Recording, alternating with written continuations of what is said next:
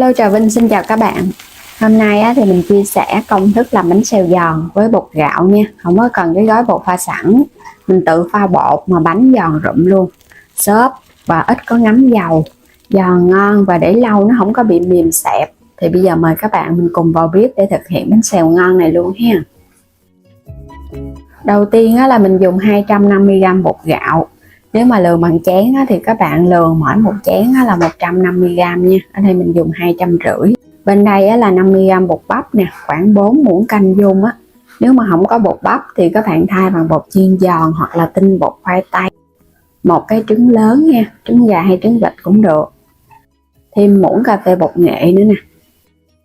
Gia vị thì mình có muối, đường, hạt nêm và bột ngọt. Các bạn nêm mỗi thứ một ít thôi ha, cho bánh nó đậm đà. 400ml nước cốt dừa, nhưng mà cái nước cốt này mình có pha nước cho nó hơi lõn rồi, không có đặc quá, và để trong tủ lạnh mới lấy ra. Cho cái trứng vào trong thau nè, các bạn sẽ khuấy sơ cái cho phần trứng này nó tan ra. Cho trứng vào bột thì giúp cho bột của mình nó béo, khi mà mình chiên lên cái bánh nó sẽ béo, nó ngon hơn. Rồi tiếp theo thì mình cho 400ml nước cốt dừa. Nước cốt mà nếu mà đặc quá cái độ giòn của bánh nó cũng giảm nha, nên là mình làm không có béo quá đâu, độ béo cũng vừa vừa.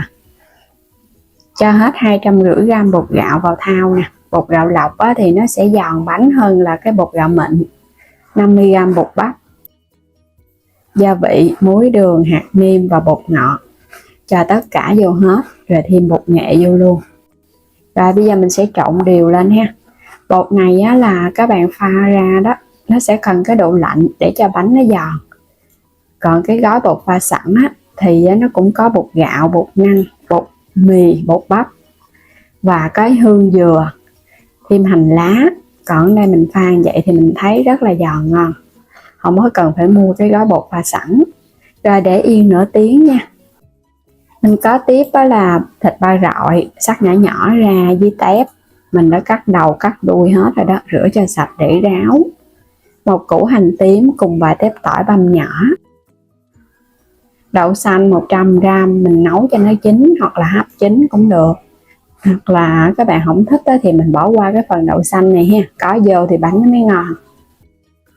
Giá và hẹ cắt khúc nhỏ nhỏ, phần giá cho vào để làm phần nhân, rửa sạch để ráo. Rồi bây giờ cho dầu ăn vào chảo. Các bạn sẽ cho phần hành tím và tỏi vô mình xào trước một cái. Khi mà hành tỏi nó dậy mùi thơm lên thì các bạn hãy lấy tép thịt mình cho vô xào. Hoặc là mình dùng củ hành tây mình xào cũng ngon nữa ha. Để lửa lớn để cho cái phần tép thịt này nó không có bị ra nước nè. Tép này là tép sông, tép ruộng cái con nó nhỏ nhỏ nhưng mà cái phần vỏ nó giòn. Còn các bạn dùng tép lớn thì lột vỏ cho nó ngon. Mình nêm vô đây chút xíu hạt nêm là được rồi. Xóc đều lên để cho nó có gia vị ăn nó cũng ngon. Cho thịt nó săn lên chút xíu nữa ha, rồi cái tắt bếp. Mình dùng hôm nay là cái chảo gang nè, chảo gang đúc nguyên khói. Chảo này là nó chống dính luôn Các bạn mua ở trong góc trái video ha, mình có để link sản phẩm mua ủng hộ mình ha. Chiên cái chảo này bánh nó giòn lắm và nó không có bị dính nữa. Quay trở lại phần bột, để nửa tiếng, nếu mà có thời gian các bạn để 1 tiếng đồng hồ luôn. Sau đó thì mình sẽ cho hành lá cắt nhỏ nhỏ vô. Và đây là một lon soda mình lấy từ trong tủ lạnh ra nha. Mình phải cho tất cả nó lạnh hết, 330ml. Hoặc là bia cũng được nữa, nhưng mà các bạn phải để cho nó lạnh. Khi mà chuẩn bị đổ bánh xèo đó là mình hãy cho vô, nó lạnh thì mình chiên lên nó giòn. Khuấy đều lên. Cái này là tạo độ giòn cho bánh, giòn mà giòn xốp. Khi các bạn chiên lên nó ít ngấm dầu nữa, và cái bánh của mình nó cũng nở. Khuấy đều lên nữa một cái rồi là mình có thể đổ bánh xèo được rồi ha. Cái chảo là mình bắt lên trên bếp cho nó nóng đi. Rồi bây giờ mình khuấy bột đều cái là đi đổ, nó lạnh dữ lắm. Cái chảo thật là nóng để chống dính ha. Sau đó thì các bạn hãy quét dầu ăn vô. Chảo này khi mua về mình rửa cho sạch, lau khô rồi quét sơn lớp dầu ăn cái đi. Rồi khi nào chiên thì các bạn hãy rửa lại rồi mình hãy làm nóng chảo. cho thịt và tép vô. Chảo càng nóng thì bánh nó sẽ không có bị dính nha. Và chiên ở mức lửa nhỏ vừa thôi, đừng có chiên lửa áp quá, tại vì cái độ nóng của chảo này nó nóng nhiều lắm á. Các bạn để lửa lớn quá là nó sẽ bị khét bánh. Cho giá hẹ vào, rồi thêm đậu xanh hấp chín nữa nè. Đậy nắp lại chút xíu, khoảng 1-2 phút thôi, cho phần giá nó chín. Rồi các bạn mở nắp ra. Cái chảo á, lúc mới đầu á, thì mình cho dầu để cho chống dính. Còn cái bánh thứ hai, thứ ba thì các bạn không cần cho dầu cũng được nữa. Hoặc là mình quét sơn lớp dầu mỏng thôi. Khi mà bánh nó vàng giòn, nó vừa mắt á, thì các bạn lấy nó ra ha. Đây, giòn rụm luôn các bạn. Chiên không hề bị dính chảo luôn. Đây là cái bánh đầu tiên nè. Mình làm chảo cho nóng, thật là nóng thì nó không có dính. Rồi chiên tiếp cái bánh thứ hai nha. Làm cái chảo này á là mình thấy bánh nó giòn và giòn lâu. Chiên bánh pha bột á là một bước, mà các bạn dùng cái chảo cũng như là cái độ lửa chiên nó cũng quan trọng nữa, cũng giúp cho bánh của mình nó giòn nữa đó. Rồi đậy nắp lại ha, mình chờ chút xíu cho nó chín giá hẹ. Các bạn đừng có để lửa lớn nha, để cho nó giòn từ từ, thì bánh của mình để lâu nó không mềm xẹp. Cái nào cũng giòn và nó vàng đều, nó ngon. Chứ còn các bạn để lửa áp quá nó khét á, mà cái độ vàng nó ở bên trong của bánh nó chưa kịp giòn nhiều á. Rồi bây giờ sẽ lấy ra. Cũng tương tự ha, các bạn làm nóng chảo, mình quét lớp dầu mỏng đi rồi hãy cho bột vô. Bột càng mỏng thì bánh càng giòn. Chiên cái chảo này rất là thích các bạn, nó giòn và bánh không có dính nữa.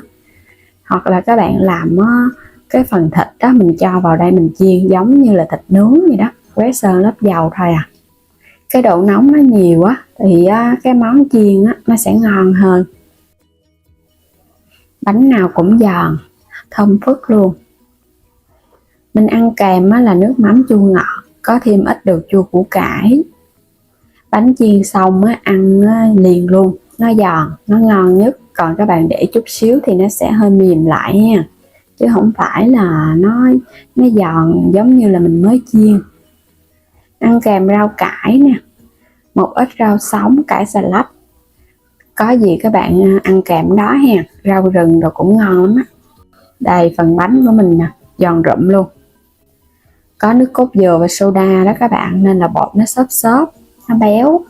Và trong nước cốt dừa nó cũng ra được một ít dầu đó, nên là cái bánh của mình chiên ra nó cũng thấy nó bóng ngon nữa. Nếu mà các bạn không có thích cái độ béo từ nước cốt dừa thì mình cũng có thể thay bằng nước lạnh bình thường ha. Mình thấy bột rất là giòn, cái viền cũng giòn mà ở bên trong cũng giòn nữa. Mình sẽ ăn kèm là bánh tráng cuốn ha. Bánh xèo kiểu miền Nam á là phải ăn với các loại rau cuốn bằng bánh tráng theo cái kiểu bánh xèo miền Trung. Ăn vậy cũng ngon các bạn, gọn gàng, cái bánh nhìn cũng hấp dẫn nữa. Mặn vừa vừa vậy đó, có cái vị ngọt ngọt mặn mặn chua chua thì nó ngon. Rồi bây giờ mời các bạn cùng thử nè. Bánh xèo rất là ngon luôn, giòn rụm mà, gia vị mình nêm vô nó cũng vừa miệng nữa. Ăn kèm một ít đồ chua, nó chua chua ngọt ngọt, ăn cũng hấp dẫn, không có bị ngán. Ăn cái này phải nhiều rau ha, có rau, có nước mắm thì ăn nó mới ngon. Lâu lâu á mà thèm cái đồ chiên, các bạn cứ áp dụng thử cái cách pha bột này, rồi sắm thêm cái chảo ha. Chiên ngon lắm các bạn, nó giòn mà nó không có bị dính nữa. Và có cái độ béo của nước cốt dừa thì công thức này các bạn cũng có thể làm bánh xèo hoặc là bánh khọt. Bánh này thì mình cuốn với rau cải nè, mình chấm cùng với nước mắm, ăn rất là ngon mà nó không có bị ngán nữa. Thì mời các bạn cùng vào bếp để thực hiện món bánh khọt ngon này nha. Mình chuẩn bị 100g bột gạo. Bột gạo thì các bạn dùng hiệu nào cũng được. 50g bột bắp, 150g bột chiên giòn là một gói nhỏ, và một lon soda nè, chút nữa mình sẽ pha rồi mình lườn ra. Soda sẽ giúp cho bột giòn hơn. Và đây là 3 loại bột mà mình dùng cho cái món bánh khọt này. Tiếp theo là mình có 1 muỗng cà phê hạt nêm, 1 muỗng cà phê muối và một chút bột ngọt, 1 cái trứng gà lớn, 200ml sữa đậu nành giúp cho vỏ bánh nó giòn và nó có độ xốp béo ngon hơn. 300ml nước cốt dừa, hoặc là các bạn thay bằng sữa tươi không đường hoặc là nước lọc cũng được. Rồi đầu tiên thì mình sẽ đập cái quả trứng gà nè, mình cho vô trong cái thau. Nếu như mà trứng nhỏ thì các bạn dùng 2 quả nha, đánh cho nó tan ra. Rồi bây giờ mình sẽ lấy bột mình cho vô. Bột bắp 50g thì một muỗng canh vậy nè là 10g, thì các bạn dùng 5 muỗng nha, nếu như không có cân thì mình lường bằng muỗng. Bột gạo 100g, nếu mà lường bằng cái chén á, một chén bột là 150g á. Như cái này là bột chiên giòn nè, một chén luôn. Muối, bột ngọt và hạt nêm, thì các bạn nêm sao cho cái bánh của mình nó có cái vị đậm đà là được à. Rồi bây giờ mình sẽ trộn đều lên nha, cho 3 loại bột cũng như là gia vị á, nó đều trước, xong rồi cái mình hãy pha với nước. Làm vậy thì nó nhanh đều hơn. Nước sữa đậu nành 200ml, nước cốt dừa 300ml, hai loại này là 500ml rồi đó. Các bạn trộn đều lên để cho phần bột nó hòa tan nha. Thì tổng cộng lượng chất lỏng mình dùng trong cái phần bột này là từ 600 đến 650ml nước. Cho vô 1 muỗng cà phê bột nghệ để cái bánh nó có màu vàng đẹp hơn, nếu mà không có thì các bạn bỏ qua luôn. Bột nghệ thì mình ăn nó cũng tốt nữa.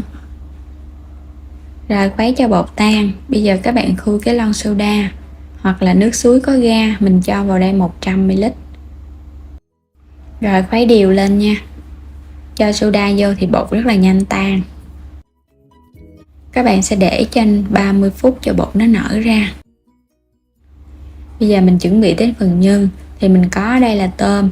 Tôm này á, lột vỏ cho nó sạch ra rồi. Các bạn có thể rửa với muối á, để cho phần tôm nó sạch hơn. Và đây là con tép đất nè. Tép đất á, thì nó giòn ngon hơn, tùy theo sở thích thì các bạn chọn nha. Mình có tiếp là nửa cái củ sắn nhỏ nhỏ thôi, đừng có lớn quá.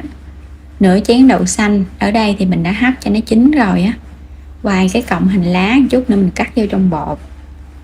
Củ sắn các bạn sẽ bào sợi ra, và mình bào những cái sợi hơi nhỏ nhỏ thôi, đừng có dài quá, cho nó gọn gọn á, để một chút nữa mình cho gọn vô trong cái bánh khọt. Phần tôm này á, thì mình sẽ cắt ra nhỏ nhỏ, tại vì cái này nó lớn lắm. Cắt ra nhỏ nhỏ vậy nè, mỗi một cái bánh thì mình cho vô 1 cục hoặc là 2 cục tôm là được à. Ở đây thì mình có trộn dưa chua, bóp muối, củ cải, xong rồi các bạn cho giấm đường vô tỷ lệ 1:1 nha. Mình trộn mình để khoảng nửa tiếng là mình ăn được rồi. Nước mắm luôn, mình cho 100g nước mắm, 100g đường. Nước mắm mình dùng loại nước mắm nhạt thôi. Và giấm á, thì mình dùng 5%. Ở đây là cái muỗng canh, mình cho vào 2 muỗng canh lớn.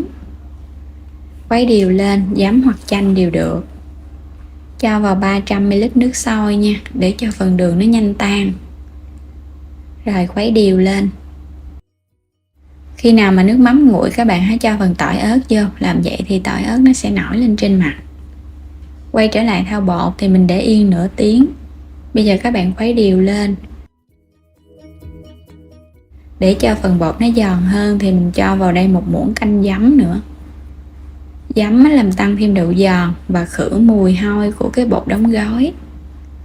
Các bạn khuấy đều lên. Rồi mình cho cái phần hành lá đã cắt nhỏ vô nha. Bánh khọt hoặc là bánh xèo thì phải có hành lá cắt nhỏ vô nó mới thơm ngon. Mình chuẩn bị cái khuôn. Thì cái khuôn á, cho nó nóng nhiều lên. Các bạn cho dầu vô rồi mình hãy cho bột vô. Và cho bột thì các bạn cho xung quanh. Và đây là cái khuôn đầu tiên á, nên mình cho dầu. Khi mà các bạn nướng từ cái lần thứ 2 thì các bạn khỏi cần cho dầu nha. Mình cho củ sắn vào giữa nè. Cho tép lên. Cho những con tép đất lên, rồi các bạn cho con tôm cắt nhỏ nhỏ vô. Có thể ăn thêm mực thì các bạn cũng cắt ra mình cho lên.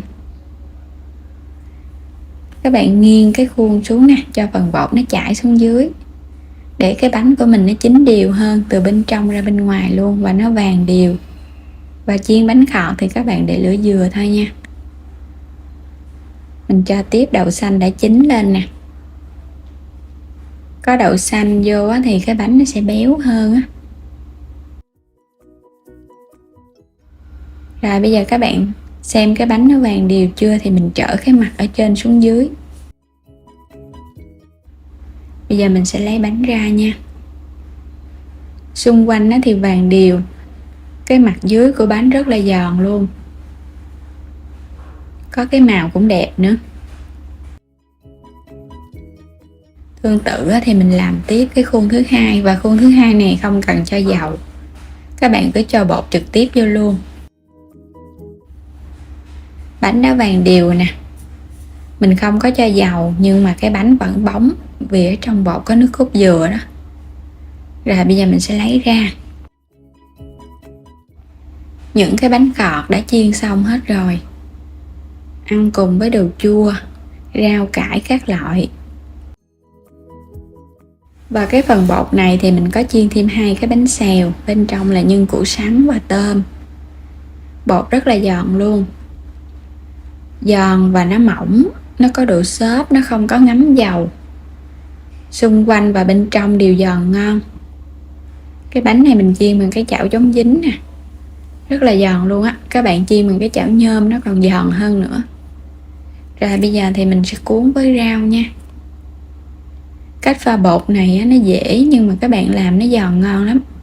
Thêm một ít đồ chua nữa rồi cuộn nó lại. Bánh khọt miền Tây, mời các bạn cùng thưởng thức nha. Bánh thì trong bột nó giòn nè, và nó có nước cốt dừa thì mình ăn vô nó béo. Ăn phần tôm thì nó đậm đà. Trong bột mà các bạn có nêm thêm chút gia vị thì mình ăn nó sẽ ngon hơn. Bánh này mình ăn không vậy vẫn ngon luôn nè. Mình thấy chiên mà mỏng là bánh rất là giòn. Bánh khọt thì bên ngoài nó mỏng nó giòn, còn bên trong thì nó có độ xốp. Và đến đây thì mình chúc các bạn ngon miệng với món bánh khọt này. Đừng quên đăng ký kênh ủng hộ mình nha. Xin chào tạm biệt và hẹn gặp lại trong những video tiếp theo.